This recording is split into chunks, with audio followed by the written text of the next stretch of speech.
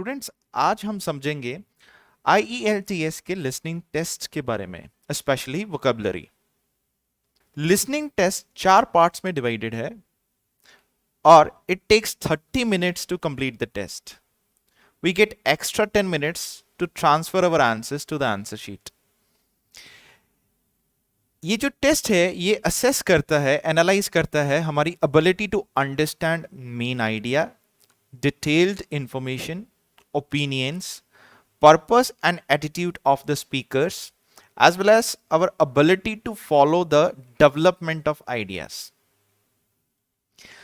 हर एक पार्ट जो है लिसनिंग टेस्ट का, उसमें डिफरेंट वोकेबलरी यूज की जाती है। सबसे आसान वोकेबलरी जो है वो पार्ट 1 में होती है और सबसे जो डिफिकल्ट है वो होती है पार्ट 4 में। अब हम जो आगे पढ़ेंगे वो मोस्ट कॉमनली यूज वर्ड्स हैं जो चारों पार्ट्स में पूछे जाते हैं या बार बार रिपीटेटिव वे से क्वेश्चंस में आते हैं। And I also tell you the tips and advice on how to spell English words correctly. So will start. पूरी लिसनिंग में हमें 4 रिकॉर्डिंग्स सुनाई जाती हैं, जिसमें से पहली 2 लिसनिंग्स बेस्ड होती हैं ऐसी वोकेबलरी पे जो हम रोजाना अपनी लाइफ में यूज करते हैं। So they are based on everyday social context. इसमें जो फर्स्ट पार्ट है वो एक टेलीफोन कन्वर्सेशन होती है 2 लोगों के बीच में, और ये एक तरह की इंक्वायरी होती है। और जो सेकंड पार्ट है वो होता है एक मोनोलॉग। मोनोलॉग मींस इसमें एक ही पर्सन है जो वो बात करता है और वो हमें किसी लोकल फैसिलिटी के बारे में बताता है, उसकी लोकेशन, कौन सी चीज कहाँ पे है, उसकी डिटेल्स हमें बताई जाती हैं और उसके बेस पे हमें क्वेश्चन सॉल्व करने हैं। थर्ड एंड फोर्थ पार्ट हमारी एकेडमिक नॉलेज के बेस पे हमें पूछे जाते हैं। ये हमारे एकेडमिक सब्जेक्ट्स के बारे में हो सकती है, हमारी एजुकेशनल बैकग्राउंड और ट्रेनिंग के बारे में हो सकती है। जितनी अच्छी हमारी एकेडमिक नॉलेज होगी उतने ही अच्छे से हम ये सॉल्व कर पाएंगे। थर्ड पार्ट जो है इसमें मैक्सिमम 4 पर्सन हो सकते हैं, जिसमें एक यूनिवर्सिटी टीचर होगा और बाकी जो होंगे वो स्टूडेंट्स होंगे। मे बी 1 हो सकता है, 2 हो सकते हैं, 3 हो सकते हैं। और बेसिकली ये किसी असाइनमेंट के बारे में बात करेंगे। बच्चे जो होंगे, जो स्टूडेंट्स होंगे, वो अपने ट्यूटर्स से पूछेंगे कि कौन सी या कैसी असाइनमेंट्स में उनको डिफिकल्टीज आ सकती हैं या कौन सी असाइनमेंट्स उनको चूज करनी चाहिए या किन सब्जेक्ट्स को उन्हें लेना चाहिए, किन्हें ड्रॉप कर देना चाहिए। इस तरह के बहुत सारे क्वेश्चंस ये आपस में डिस्कस कर सकते हैं। जो रिकॉर्डिंग 4th है वो अगेन एक मोनोलॉग है, मींस इसमें अगेन एक ही पर्सन बात करेगा।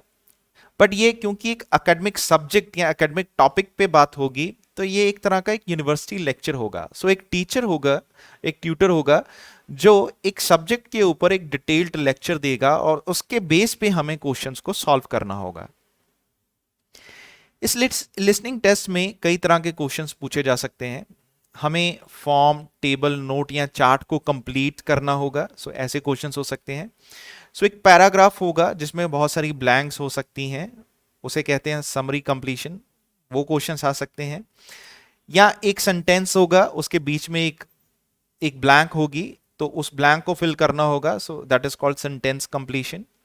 या फिर हमें एक क्वेश्चन पूछा जा सकता है, उस क्वेश्चन के बाद हमें एक ब्लैंक दी जाएगी और उस क्वेश्चन का हमें आंसर इस ब्लैंक में देना होगा, 1 वर्ड, 2 और 3 वर्ड में। उसे कहते हैं शॉर्ट आंसर। हमें मल्टीपल चॉइस क्वेश्चंस आ सकते हैं जिनमें हमें ABC 3 तरह की ऑप्शंस दी जाएंगी और उनमें से किसी एक ऑप्शन को हमें चूज करना है। या फिर हमें काफी सारी ऑप्शंस दी जा सकती हैं, जैसे 5 options A, B, C, D and E, और इसमें से हमें 2 या 3 ऑप्शंस को सिलेक्ट करना होता है। लास्ट जो पोर्शन है उसमें हमें लेबलिंग करनी होती है किसी मैप या डायग्राम की। जनरली ये सेकेंड जो पार्ट है आपका, उसमें ये क्वेश्चंस को पूछा जाता है। हम फर्स्ट देखते हैं पार्ट 1, इसमें कैसी वोकेबलरी पूछी जाती है। जो बेसिक वोकेबलरी है जो स्टूडेंट्स अपनी जनरली जो स्टार्ट करते हैं इंग्लिश सीखना, उसमें पूछी जाती है या उसमें वो सीखते हैं, वही इन पार्ट 1 में पूछी जाती है। ये एक टेलीफोन कन्वर्सेशन है, जैसे मैंने पहले बताया है, और ये 2 लोगों के बीच में होगी जो एवरीडे सोशल सेटिंग में है। रेगुलर एक जनरल टॉक होगी। इस वोकेबलरी में वो dates, times, places, activities, work या लेजर के बारे में पूछ सकते हैं। ये बहुत ही कॉमनली यूज वर्ड्स हैं, लेकिन फिर भी इसमें बच्चे बहुत सारी मिस्टेक्स करते हैं।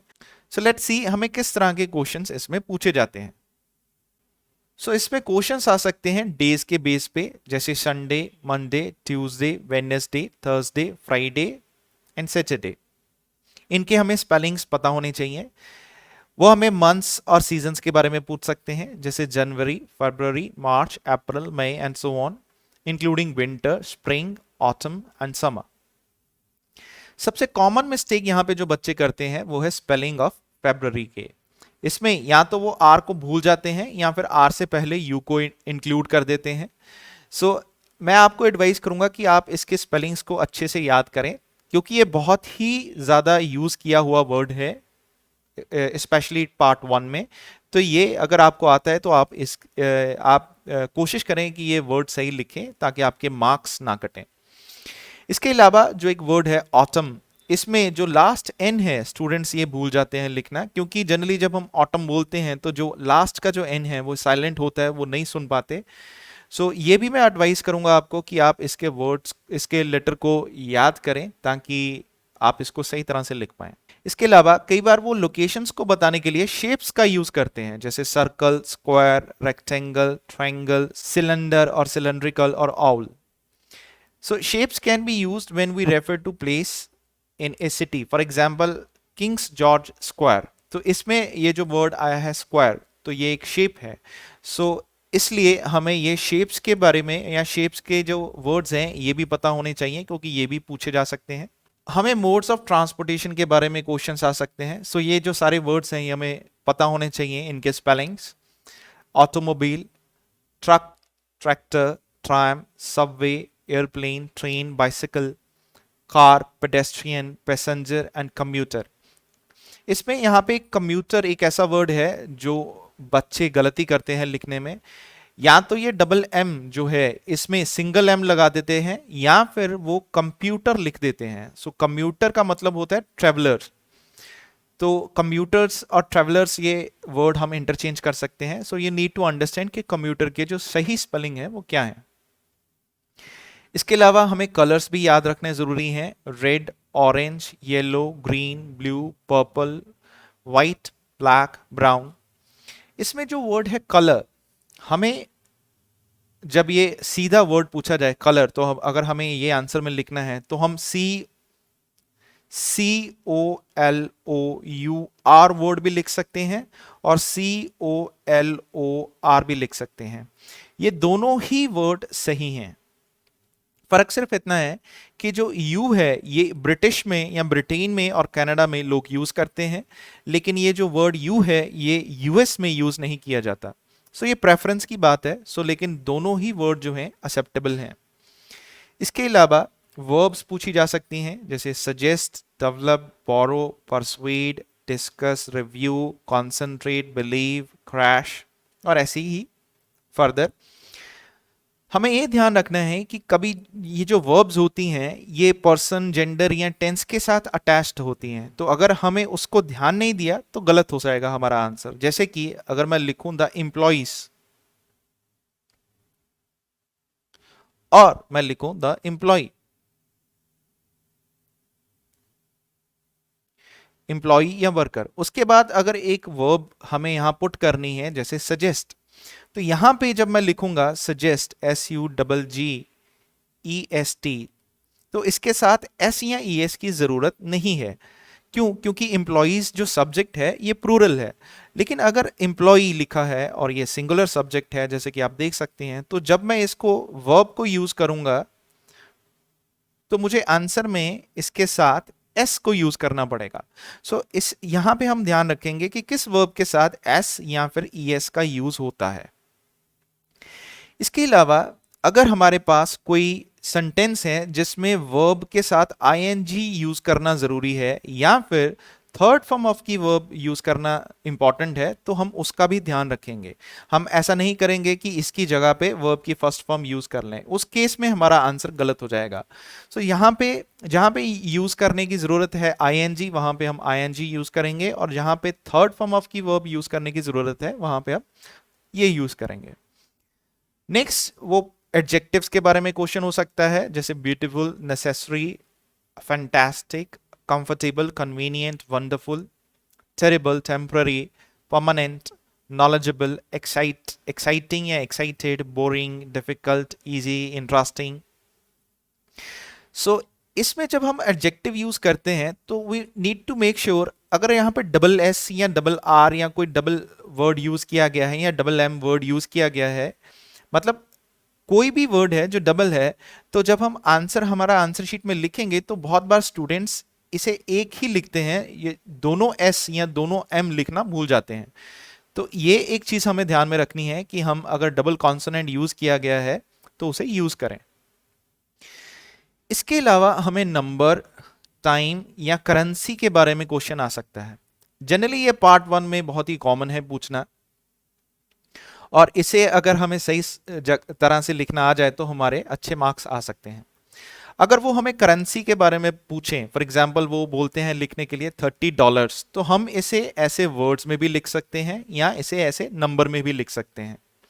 या अगर वो हमें टाइम के बारे में पूछते हैं, जैसे 6 o'clock और 6 PM या शाम को 6 बजे, ऐसा अगर वो बोलते हैं तो हम अगेन इसको वर्ड्स में भी लिख सकते हैं और इसे नंबर में भी लिख सकते हैं। इसके साथ हम PM भी यूज कर सकते हैं।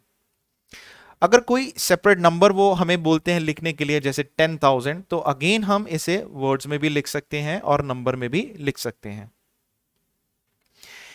एक चीज जो हमें ध्यान रखना है कि जब वो इंग्लिश में 30 या 13 वर्ड यूज करते हैं तो बच्चे इसमें बहुत कंफ्यूज रहते हैं कि हमें 30 लिखना है या 13 लिखना है, 40 लिखना है या 14 लिखना है, 90 लिखना है या 19 लिखना है। सो हमें यह ध्यान से देखना होगा कि उनका जो स्ट्रेस है वो किस सिलेबल पे है। अगर वो टीन पे फोकस कर रहे हैं, टीन पे, तो then we need to understand कि यहाँ पे 13 वर्ड या 13 नंबर लिखा जाएगा। और अगर वो स्ट्रेस एक्सटेंड नहीं हो रहा एंड में, स्टार्टिंग में ही है, जैसे 30 सो टी, सो टीन नहीं है, तो then we have to write 30। इसके अलावा correct the copy the correct symbol. So for example अगर डॉलर के बारे में उन्होंने हमें बताया है तो हम डॉलर साइन यूज करेंगे, लेकिन अगर पाउंड साइन उन्होंने बताया है तो हम पाउंड का साइन का यूज करेंगे जब हम आंसर को ट्रांसफर करेंगे।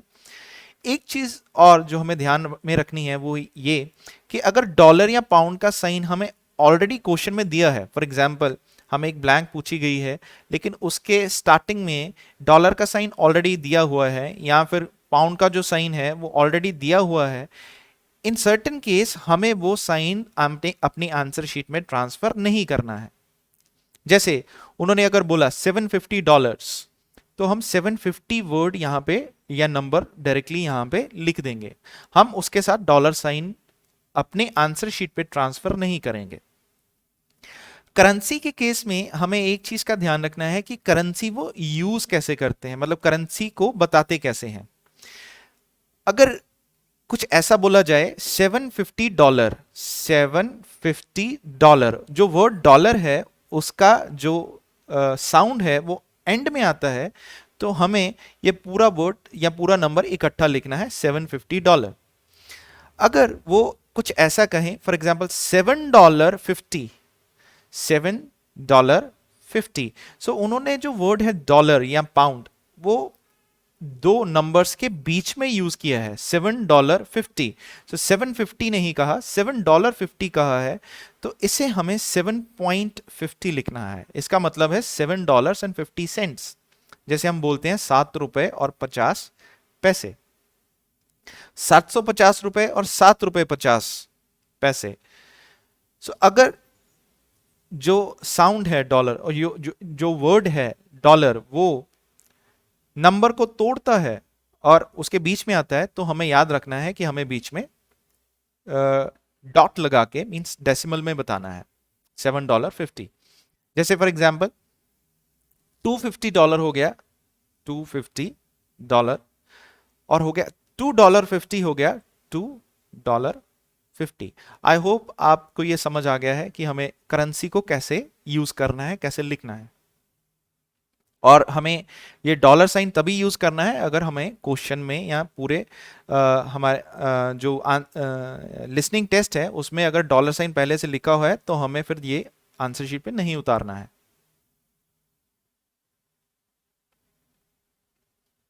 सो ये एक टेस्ट है जिसमें हमें 10 क्वेश्चंस हैं, ये पार्ट 1 का टेस्ट है। एक एग्जाम्पल है, अगर आप चाहें तो आप इसको मेरे साथ दोहरा सकते हैं, कर सकते हैं। हमें इस क्वेश्चन को सॉल्व करते हैं। सो लेट्स सी, मैं इसको प्ले करूंगा और आपको मेरे साथ में ये क्वेश्चन को सॉल्व करना है।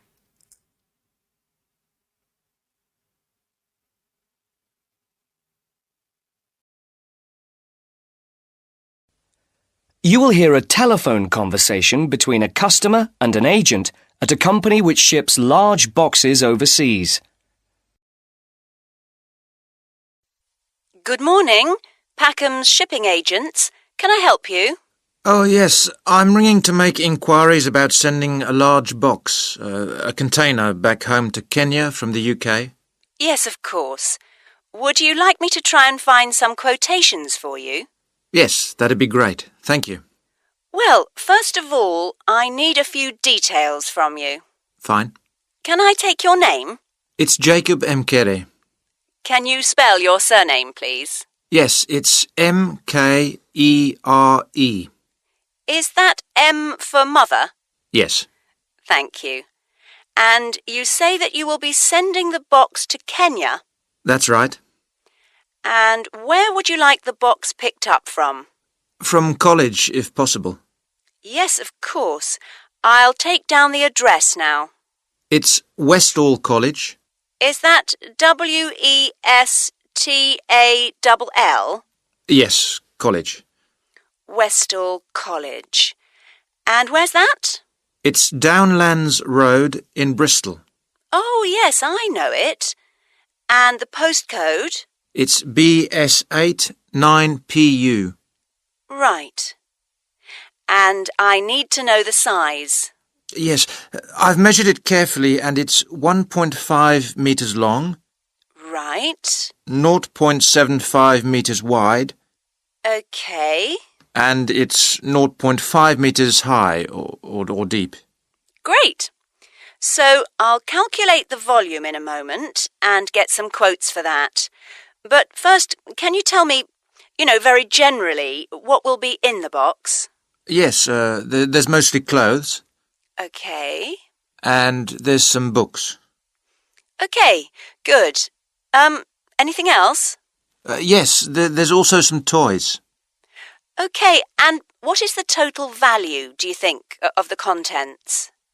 Well, the main costs are the clothes and the books. They'll be about £1,500.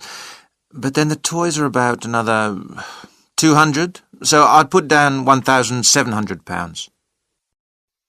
Okay, right. Now, obviously insurance is an important thing to consider, and our companies are able to offer very good rates in a number of different all-inclusive packages. Sorry, could you explain a bit more? Yes, sorry. There's really 3 rates according to quality of insurance cover. There's the highest comprehensive cover, which is premium rate. Then there's standard rate, and then there's economy rate. That one will only cover the cost of the contents second hand. Oh, I've been stung before with economy insurance, so I'll go for the highest. Mm-hmm. And can I just check, would you want home delivery or to a local depot, or would you want to pick it up at the nearest port? The port would be fine. I've got transport that end. Fine. And will you be paying by credit card? Can I pay by cheque? Okay, so this was your part 1. So I hope you understand. So now we'll move on to the part 2.